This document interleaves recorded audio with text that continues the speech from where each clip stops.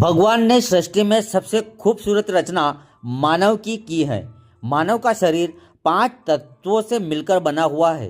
मनुष्य अपने जीवन को जीने के लिए सत्कर्म करे व अपने धर्म व आस्था के प्रति सजग रहते हुए 5 तत्वों से बने हुए शरीर का शुद्धिकरण भी भगवान की भक्ति, धर्म, कर्म, भजन व कथा श्रवण करते हुए करे।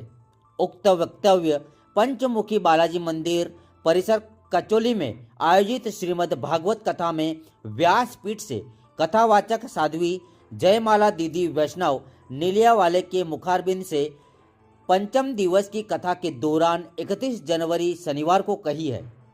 संगीतमय श्रीमद् भागवत कथा विगत दिनांक 27 जनवरी से प्रतिदिन दोपहर 12 बजे से दोपहर 3 बजे तक संचालित है।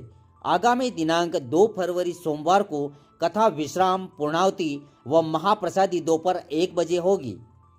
आयोजन समिति ग्राम कचौली व मनासा नगरवासियों ने सभी धर्म प्रेमी जनता से निवेदन व अपील की है कि अधिक से अधिक संख्या में पधारकर इस धार्मिक आयोजन को सफल बनाएं।